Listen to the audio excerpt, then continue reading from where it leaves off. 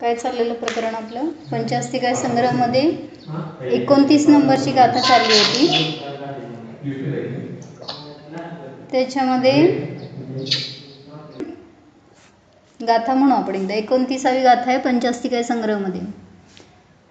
जादो स्वयं सचेदा सवण्णु सवलोगदरिसीय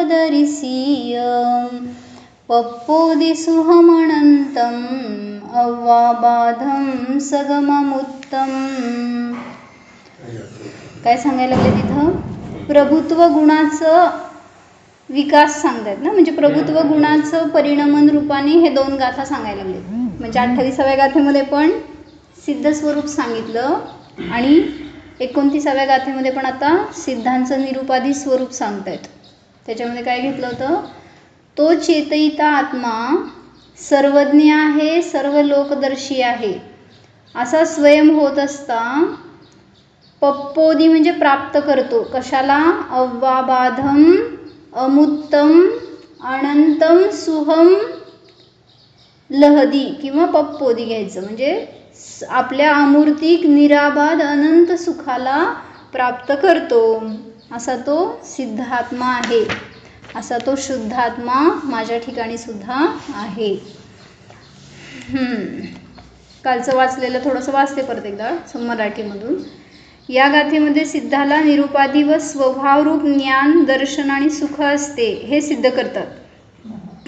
आत्मनिश्चयाने ज्ञान, दर्शन, सुख स्वभावी असूनही संसार दशेमध्ये अनादि कर्मांच्या क्लेशाने आत्मशक्ती संकुचित झालेली असल्यामुळे परद्रव्याच्या संपर्कद्वारा क्रमाने काही काही जाणतो आणि पाहतो.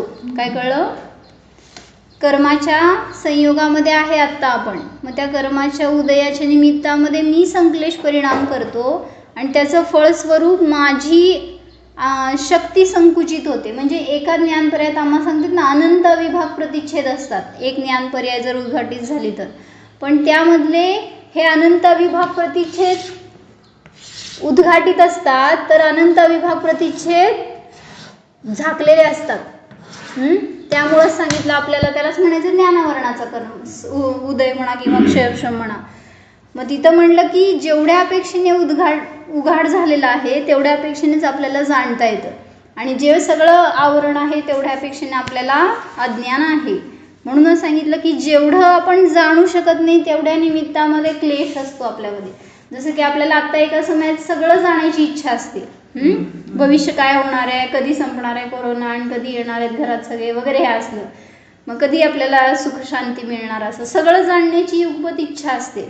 पण त्या इच्छेच्या निमित्तामध्ये क्लेश होतो, आणि जे तुम्ही आत्ता जाणू शकत नाही त्या निमित्तामध्ये तेवढं आवरण आहे आपल्या ज्ञानावर, आणि त्या निमित्तामध्ये हा जीव अज्ञानाला प्राप्त होतो, अशांतीला प्राप्त होतो, आणि मग पुन्हा पुढच्या पर्यायांमध्ये आवरण वाढतं. आत्ता केलेल्या परिणामांच्या निमित्तामध्ये भविष्यामध्ये त्या आवरणाचा अजून तीव्र उदय येत राहतो. म्हणून तर म्हणलं ना, क्षयक्षम का होतो नंतर नंतर. मरायच्या वेळी सगळं आठवत नाही असं वाटतं का? म्हणजे जेव्हा आयु जास्त गळत चालली, जेव्हा आपलं वृद्धावस्था आली, जेव्हा मरणासन्न झालोय, सगळं विसरून गेलेलं असतो का? आणि एकतर त्या समयात सुद्धा क्लेश खूप असतात, एकतर शारीरिक क्लेश असतात. त्यामुळं जे काय आजपर्यंत केलेले परिणाम आहे त्याचं फळस्वरूप आता सुद्धा कर्मांचं आवरण खूप वाढत जातं, आणि त्यामुळं त्या उदयामध्ये सगळा क्षयक्षम मंद होत जातो. जेवढा उघाड आहे आत्ता तो सुद्धा झाकला जातो, आणि मग त्यामुळं सगळं विस्मरण होऊ लागतं. परत ते शेवटी सगळं विसरू लागतं. मी कोण आहे हे सुद्धा लक्षात राहत नाही एकदा. म्हणून सांगितलं की तिथं कर्मांच्या क्लेशाने आत्मशक्ती संकुचित झालेली असल्यामुळे, इथं भावकर्म घ्यायचे. द्रव्यकर्म म्हटलं तर द्रव्यकर्माच्या क्लेश उदयाच्या निमित्तात म्हणायचं. मग त्या निमित्तामध्ये जे क्लेश झाले त्याच्या निमित्तामध्ये आत्मशक्ती संकुचित झालेली असल्यामुळे परद्रव्याच्या संपर्कद्वारा क्रमाने काही काही जाणतो. म्हणजे परद्रव्य असताना जाणतो, परद्रव्य नसताना माझं ज्ञान, मला त्या वस्तूचं ज्ञान होऊ शकत नाही अशी एक मान्यता असते. मग परद्रव्याने ज्ञान होतं की नाही होत? परद्रव्याने ज्ञान होतं का नाही होत? का बरं? मग परद्रव्य नसताना ज्ञान होतं का नाही होत? परवा एका त्या कॅसेटमध्ये आलं होतं की म्हणून तर काय ऐकलेलं, राग का आहे या जीवाला, राग का उत्पन्न होतो. म्हणले की स्वभावाला जाणल्यावर कोणाला राग होत नाही. स्वभाव जसा आहे तसा वस्तूचा किंवा आपला स्वभाव जाणला असताना रागाची उत्पत्ती होत नाही. मग परद्रव्याला जाणल्यावर राग होतो का?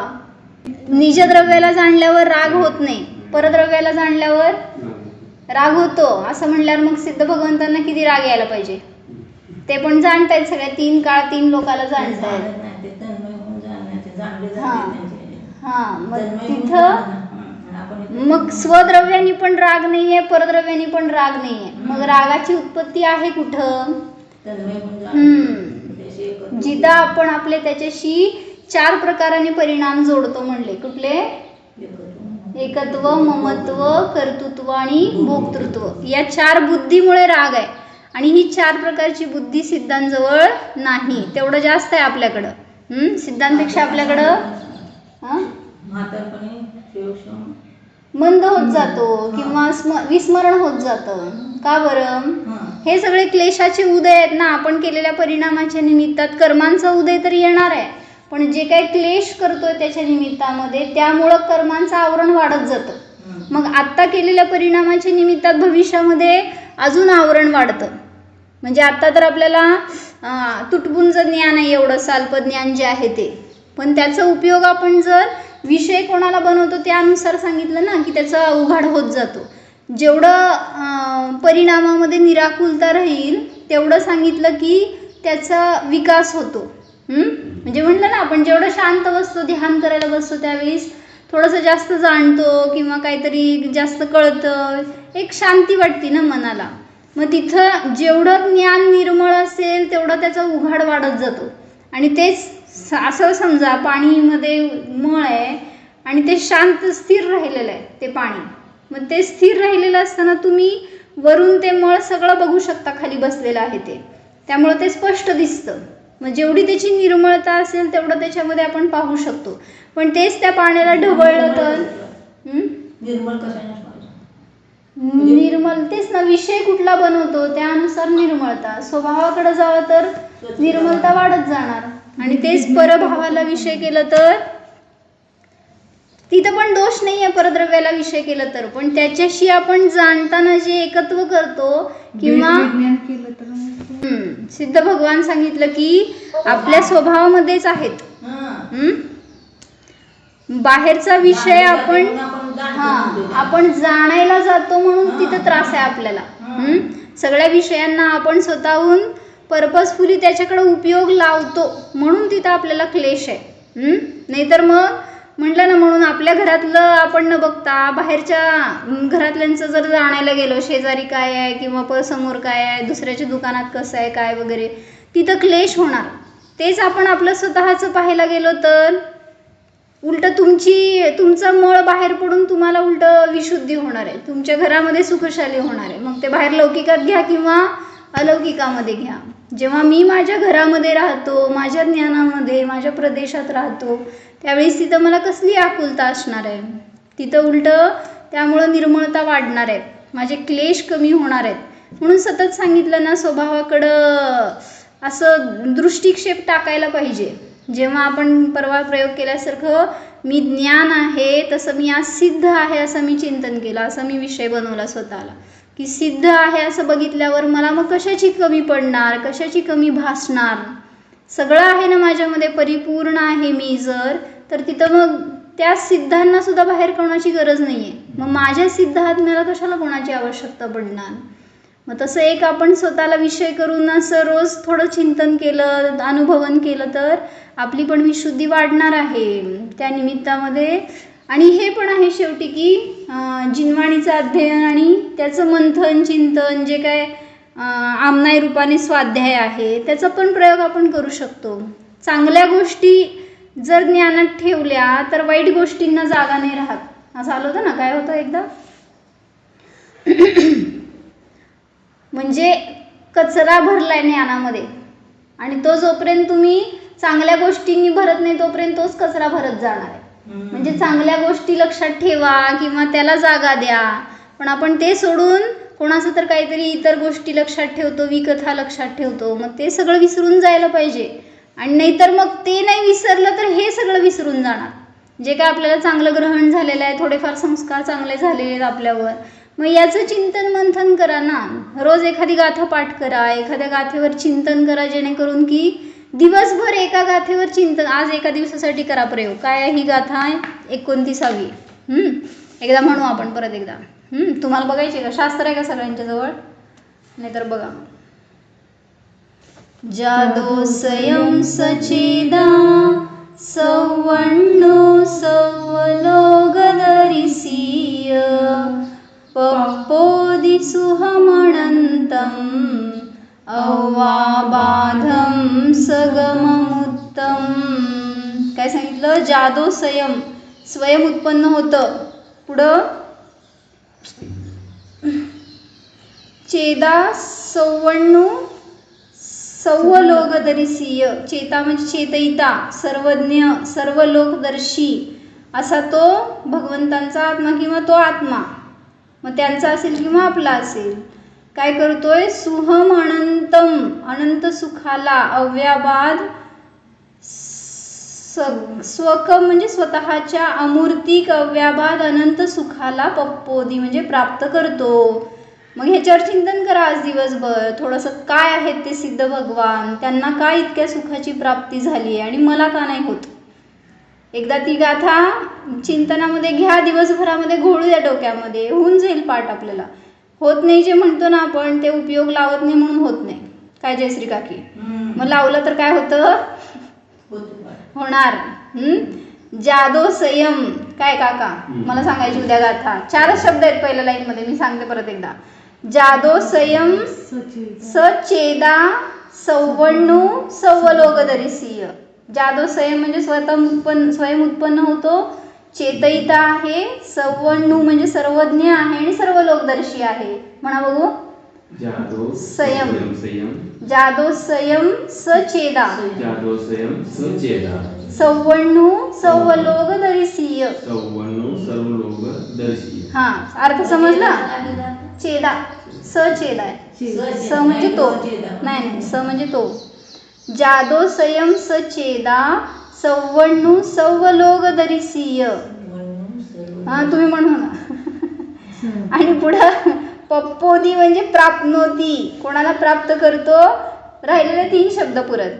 सुहमणंतम अव्वाबाधम सगममुत्तम. सुहमणंतम अव्वाबाधम सगममुत्तम म्हणजे अनंत सुखाला जे अव्याबाध आहे, आणि सगम म्हणजे स्वतःच्या, अमूर्तिक, मागं सगळी विशेषणं लावून घ्यायची. स्वतःच्या अमूर्तिक, अव्याबाद, अनंत सुखाला पप्पोदी म्हणजे प्राप्त करतो. मी एकदा म्हणणार, तुम्ही एकदा म्हणायचं. जादो संयम सचेदा अनेक सचेदा सचेदा सवण्णो सवलोकदर्शीय पप्पोदि सुहमणन्तम. पप्पोदि सुहमणन्तम अव्वाबाधं सगममुत्तम.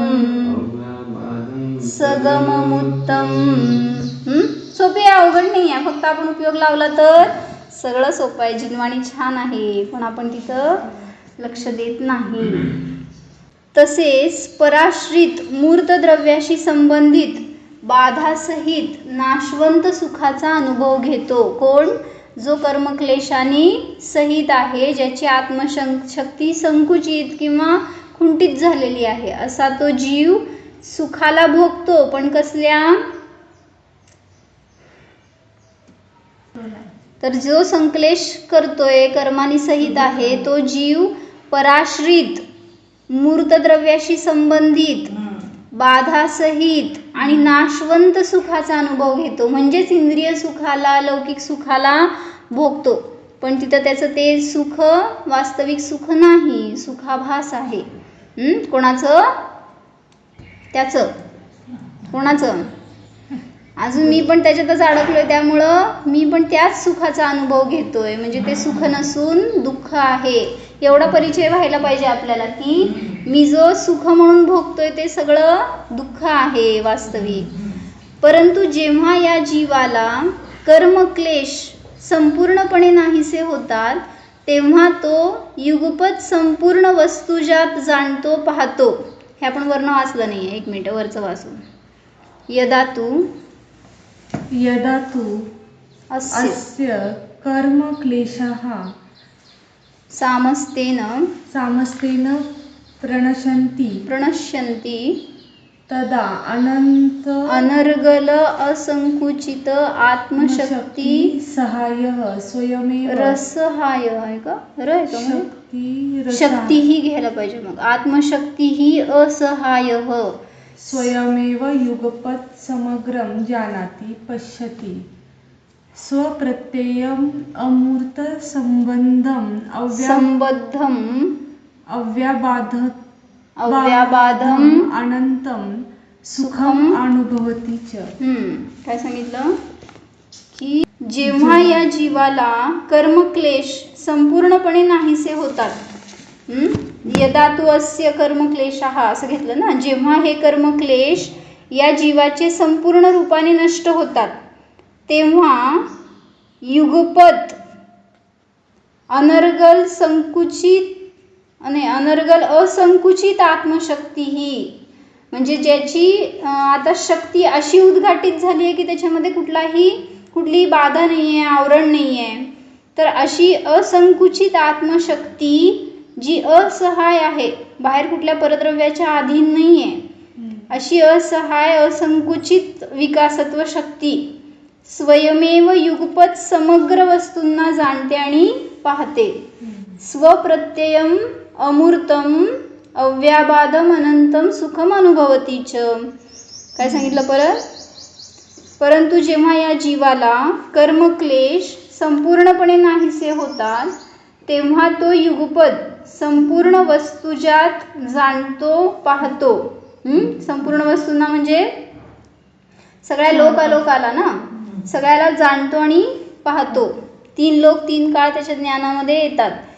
आणि स्वाधीन अमूर्ताशी संबंधित निराबाध अविनश्वर सुखाचा अनुभव घेतो. जे काय वरती सांगितलेलं आहे त्याच्या बरोबर विरुद्ध घ्यायचं. म्हणजे जो जीव, काय चाललंय इथं प्रकरण, सिद्ध जीवांचं स्वरूप सांगतात. आणि ते सिद्ध कुठल्या सुखाला भोगतात? आपल्या ठिकाणी कर्मांचं आवरण आहे किंवा कर्मांचा उदय चालू आहे, त्यामुळं आपण काय करतोय, आपलं स्वरूप हे सगळं या पर्यायाच्या अधीन मानतोय, या शरीराच्या इंद्रियांच्या अधीन मानतोय, विषयाच्या अधीन मानतोय. हे विषय असतील तर मला सुख आहे, हे शरीर निरोगी असेल तर मला सुख आहे, बाहेर थंड असेल हवा, निरोगी वातावरण असेल तर सुख आहे. आता तुमच्याजवळ कोरोना नाही आहे तरी पण तुम्ही भयमध्ये आहेत की नाही? का बरं? कुठे? आमच्या कंपाऊंडमध्ये ग्रीन झोन आहे. मग तरी पण कशाचं भय? मग कशाचे तरी अधीन सुख मानतोय ना आपण, त्यामुळं तिथं तुम्हाला ते सुख मिळणारच नाही आहे कधी.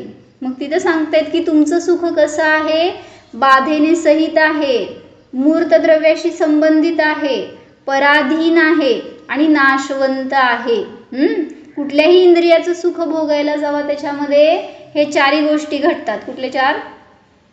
पराश्रितता आहे, मूर्त द्रव्याशी म्हणजे परद्रव्याशी संबंधित आहे, बाधेने सहित आहे आणि नाशवंत आहे. आणि तेच उलट लावलं सिद्धांच्या सुखाशी. ज्यांचा कर्मक्लेश संपूर्ण नष्ट झालेला आहे, जे संपूर्ण लोकाला जाणतायत आणि पाहतायत, तर त्यांचं सुख कसं आहे? स्वाधीन अमूर्तिक आत्म्याशी संबंधित निराबाध आणि अविनश्वर अनंत आहे. मग ते अनंत सुखाचं भावासन कसं करायचं? ते सुख त्यांना अनंत आहे म्हणजे काय? कसं आहे जयश्री काकी? अनंत सुख कसं असतं सांगा बघू, कोण सांगतंय? डॉक्टर काका. आपल्याला शब्दात माहिती आहे नुसतं की ते सुख असं असतं म्हणून. मग तिथे एका शंकाकारांनी पण शंका विचारली आहे की सिद्ध लोकांमध्ये जाऊन ते सिद्ध काय करतात हो दिवस रात्र? तुम्ही इथं दिवस रात्र एंगेज असता, सगळे तुम्हाला विषय असतात. ते म्हणले मुक्त झाल्यावर तिथे जाऊन बसून काय करायचं? काय कामच नाही. न कमवायचं काम, न करायचं काम, न खायचं प्यायचं झोपायचं, काहीच काम नाही आहे. मग ते सिद्ध तिथं काय करतात? तिथे शरीर वगैरे आहे म्हणून ते सगळं करावं लागतं. हम्म. तिथे काहीच नाही त्यामुळे काय करायला लागत नाही. तुझ्या स्वभावानुसार कार्य करत राहणार ते. आपला जीव जसा आहे जाणून तसं ते आपलं जाणत राहणार. तुमच्या घराच्या वर सिद्ध भगवान आहेत की नाही? आहे. आहेत. आपल्या घरातून पण मोक्ष जाऊ शकतो आपण मोक्षाला. म्हणून साधना करायला पाहिजे त्याच्यासाठी. काय करतात सिद्ध भगवान सांगा की दिवस रात्र? कसं करमतं त्यांना? मग आपल्याला इथे ध्यानाला बसल्यावर किती वेळ बसतो सांगा आपण? आपल्याला का नाही करमत? त्यांना का करमतं? आपल्याला शरीर सहित हे सगळं वाटतं. आपल्याला करमतं म्हणजे कर्मात रत होता म्हणून करमतं. आणि तिथे ते कर्मरहित आहेत त्यामुळं त्यांना, तुम्हाला कर्मात आहात म्हणून तिथं रत आणि अरती भाव आहे. आणि तिथं त्यांनी कर्मानी रहित झालेत त्यामुळे तिथं त्यांना तसा कुठला भाव नाही आहे. आणि मेन म्हणजे आपली दृष्टी कुठं आहे? या लौकिक सुखाला भोगायला जातोय. अशरीरी आहेत. मग तरी पण काय करतात काय असं? म्हणजे एकदा असंच पंढरपूरमध्ये विषय झाला होता. असं मुलं होती सगळी शिकायला आणि त्यांच्यामध्ये म्हटलं ते सगळे क्रिकेट प्रेमी असले. मग त्यांना म्हटलं की ध्यान करावं म्हणजे आपल्याला पण सिद्ध दशा मिळते. ते म्हणले की तिथे जाऊन बसून काय करायचं? म्हणले क्रिकेट खेळायला येत नाही, बघायला येत नाही, करायला म्हणजे तसलं काहीतरी. मग त्यांना म्हटलं तुम्हाला लाईव्ह शो सगळं मिळणार आहे तिथून वरून बघायला बाल्कनीत बसून. आणि तुम्हाला आजचं नाही पहिल्या बॉललाच तुम्हाला समजणार आहे लास्ट स्कोअर काय असणार, कोण जिंकणार वगैरे. म्हणजे तुम्हाला व्यग्रता असते ना पहिल्या बॉलपासून कोण जिंकणार, काय होणार शेवट वगैरे. मग तिथं ते सगळं तुम्हाला न खेळता न त्याच्यात आकुलता करता सगळं बघायला मिळणार आहे. पण तिथं बघायचे भावच नसतात. म्हणजे त्याच्या पुढचं सुख मिळाल्यावर तुम्हाला या तुटपुंज सुखामध्ये का अडकणार तुम्ही? क्रिकेटमध्ये किती आनंद आहे. काय करतात काय तेच ते प्रश्न आहे. कोण मुलं बाळ नाही, कामधंदा नाही, स्वयंपाक पाणी नाही, धंदा नाही, काय नाही, कुठले क्लेशच नाही आहेत. मग काय करतात ते दिवस रात्र? दिवस रात्र हा भेद सुद्धा नाही. काय करतात मग ते? मला प्रतिभेद स्वभावातच राहतं. त्यांच्या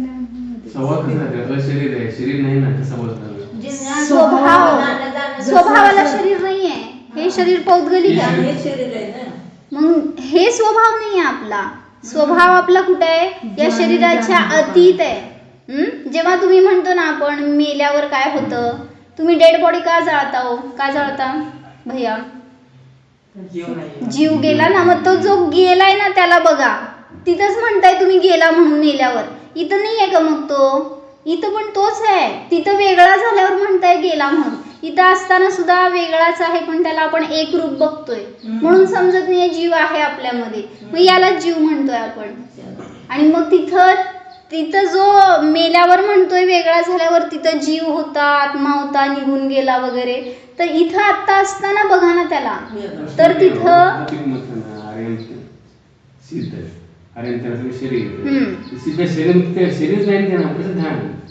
ध्यान करायला शरीराची जाणते ठीक आहे. कशाने जाणणार आहे? तेच म्हणून शरीराने जाणतो का अशरीरी जाणतो? मग ज्ञानाला शरीराची किती आवश्यकता? म्हणजे आपल्याला डोळ्यांनी बघायचंय, कानाने ऐकायचंय का हाताने असं टच करून बघायचंय? आत्म्याला कसं जाणायचंय आपल्याला? ज्ञानाला जाणायचंय. तिथं शरीर कुठे येतच नाही मध्ये. मग इथं पण आपल्याला तसंच बघा. म्हणजे आपण आता या शरीरातून आत्म्याकडे जायला लागलोय त्यामुळे तिथं आपली भाववासना होत नाही आपल्याला. मग जसं तिथं सिद्ध जाणतायत ना तसं आपण आता अनुभव करायला पाहिजे. म्हणजे ज्ञानालाच बघायचंय, ज्ञानाली शरीराला बघायचं नाहीये.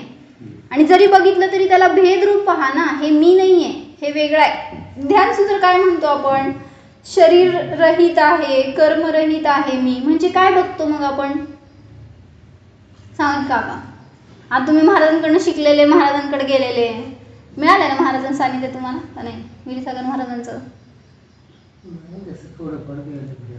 मग काय कधी सांगितलेलं आठवतं का? महाराजांचं तर जिवंत जीवन असं होतं की ते सतत भेद ज्ञानामध्ये राहायचे. त्यांची मुद्रा सुद्धा अशी असायची की बघितल्यावर सुद्धा कळायचं की ते सतत आतमध्ये येत आहेत, बाहेर जात आहेत, आत येत आहेत, बाहेर जात आहेत असं. मग त्यांची चर्या त्याच्यातून सुद्धा दिसत होतं की असं आपलं पण ज्ञान आपण करू शकतो, तशी धारा आपल्यात पण येऊ शकते. पण फक्त आपण काय करतोय, स्वतःला याच्यातूनच ओळखतोय, ह्या शरीरातूनच मी जाणतोय, तेवढंच बदलायचंय. की म्हणूनच ना, जसं ते आम्हा म्हणतात ना, आरशात बघताना तुम्ही स्वतःला काय बघता, हे बघतोय ना, चेहरा म्हणजे मी आहे, म्हणजे मग सुंदर आहे, कुरूप आहे, काहीतरी लागलं काय वगैरे ह्याच्यात बघतोय, मलिनता आहे, स्वच्छता आहे. मग तिथं म्हणतायत त्या आरशात बघताना, हे बघा, हे म्हणजे मातीचा पिंड आहे, ढेकळं आहेत मातीची, ते झालेली राख आहे त्या चितेला जाळल्यावर होणारी. मग ती राख दिसली तर काय राहिलं मागं, तो मी आहे. मग त्या आरशात दिसणार नाही आपण, पण आपण पाहायला जातोय तर याच्यातूनच पाहायला जातोय, म्हणून आपल्याला आत्मा समजत नाही. म्हणून त्या फक्त एकदा आत्म्याला असं बघा की आहे काहीतरी वेगळं, माझं रूप आहे याच्यापासून. जेव्हा मी मागच्या भावात होतो तेव्हा कुठं हे होतं माझ्या बरोबर, पुढच्या भावात जाणार कुठं असणार आहे माझ्या बरोबर. मग जो आहे ना तो मी आहे, ह्या शरीराने रहित असताना तो जो आहे फिरतोय सगळीकडे, तो मी आहे. मग त्याला जरा लक्ष बनवलं तर आपल्याला पण अनुभव सहज होऊ शकतो. ध्यान करतो का महेंद्र भैया आपण? हो.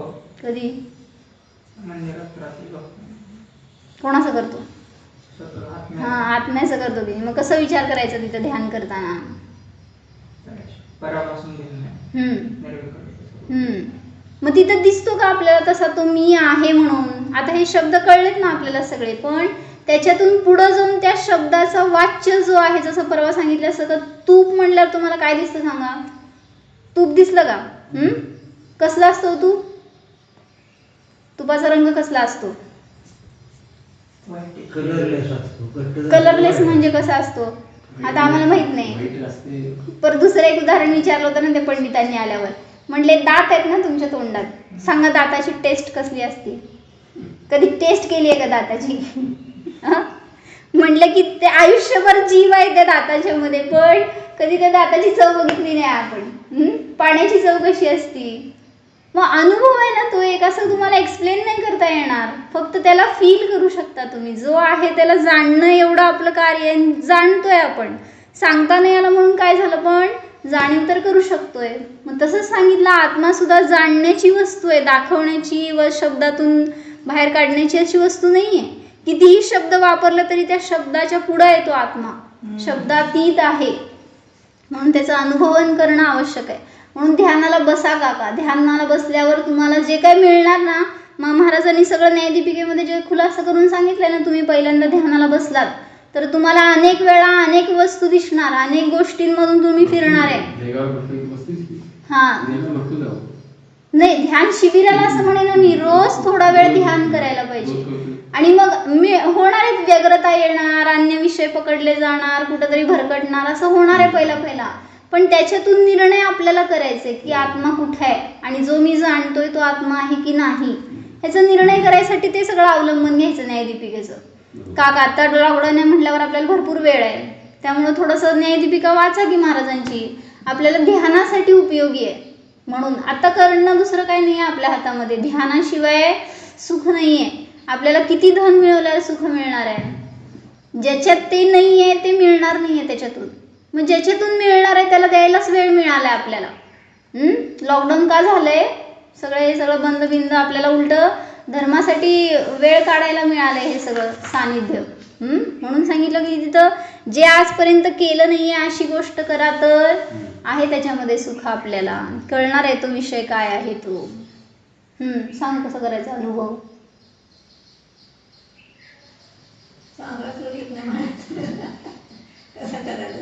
सांगा की कसं करायचं, सांगा कसं आला, सांगा तुम्हाला अनुभव. प्रथम तर शब्द रूपानं जल्प रूपानं करावं लागतं, नंतर मग त्याला आपोआप ते संस्कार झाले की आपोआप मग त्यातून भावपासन होऊ लागतं. पहिल्यांदा मला भावपासन होईना म्हणून ते जल्प करायचं म्हणा, सोडून दिलं तर होणार नाही पुढं. आणि तो विषय करण्याचं सोडून दिलं की मला होत नाही भावपासन. दिवस भावपासन होतच असते सारखं, पण त्याकडे आपलं लक्ष देत नाही. ते आपण जे म्हणतो त्याच्याकडेच लक्ष देत. जे जल्प आहे कोण करतोय किंवा त्यापासून मी वेगळा आहे म्हणून तर त्या जल्पाला जाणू शकतोय ना. जर वेगळा नसतं तर जल्पाला जाणू शकलो नसतं आपण. जल्प करणारा म्हणजे मी नाही, तर जल्पाला जाणणारा मी आहे. म्हणजे अनुभव करणारा जाणणारा म्हणजे सुद्धा म्हणजे त्या जलपासून जे ज्ञान होते त्या ज्ञानाला मी जाणणार आहे. ज्ञानानुभव म्हणजे सतत माझं जाणणं चालूच असतं. म्हणजे कोण तर आपल्याला इथं मनुष्य म्हणलं, तुमचं नाव घेतलं अजित म्हणून, तर आपण काय केलं, तो अजित म्हणजे मी आहे असं बघितलं ना तुम्ही. त्याच्या पुढं जाऊन बघा, अजित म्हणजे मी नाही आहे, मग मी कोण आहे. मग त्यावेळेस तिथं आपल्याला जो परिचय आहे ना ह्याच्याकडून तो परिचय सुटेल आणि आहे तो परिचय येईल. काय म्हणले मदन काका, तुम्हाला मदन म्हटल्यावर तुम्हाला बघणार आहे की मला बोलत आहेत, मी आहे तो. पण आता बघा की मदन मी नाही आहे, मी कोण आहे. मग जो आहे ना तो ह्या शरीरापासून वेगळा, त्याचं नाव मदन नाही आहे. काय म्हणेन भैया, काय म्हणले मी, मग कोण आहे तो. साधारण शब्द माहितीये तो आपल्याला, शब्दातनं काय नाहीये, पण शब्दाच्या पुढं जाऊन बघा तर दिसणार आहे काहीतरी आहे तो. मग असा अनुभव केल्यावर आपल्याला पण सिद्ध स्वरूप समजणारच, काय अवघड नाही. परंतु जेव्हा या जीवाला कर्मक्लेश संपूर्णपणे नाहीसे होतात तेव्हा तो युगपत संपूर्ण वस्तू ज्यात जाणतो पाहतो. जाणायचं तर सगळं आहे आपल्याला, पण त्या जाणण्यासाठी जे करायचंय ते करत नाहीये. सगळीकडे जाऊन जाणायला जातोय, पण तिथं भगवान कुठं न जाणता सगळे ज्ञेय त्यांच्यामध्ये येत आहेत. मग ते संपूर्ण वस्तू ज्यात जाणतात आणि पाहतात. स्वाधीन अमूर्ताशी संबंधित निराबाध अविनश्वर सुखाचा अनुभव घेतो. म्हणून ततः सिद्धस्य समस्तम स्वयमेव जानतः पश्यतः सुखम अनुभवतः च स्वम न परेण प्रयोजनमिती. छान घेतलं.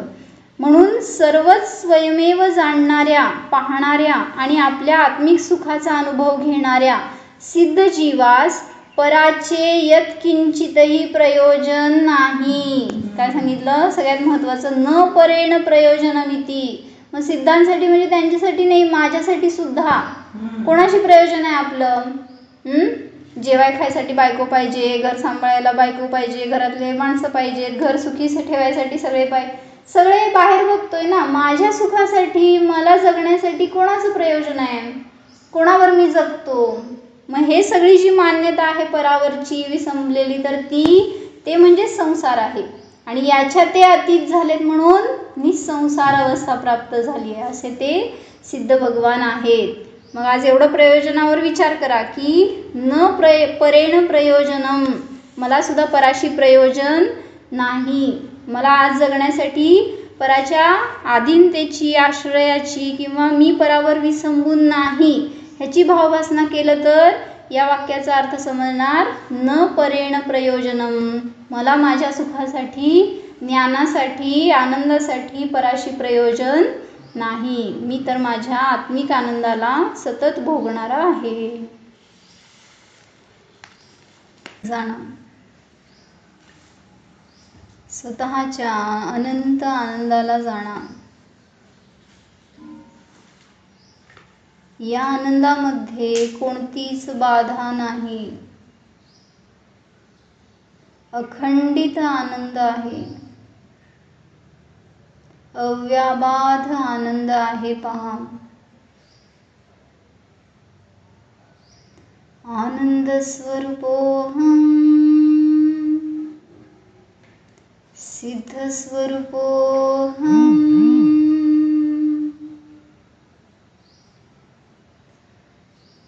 जीवो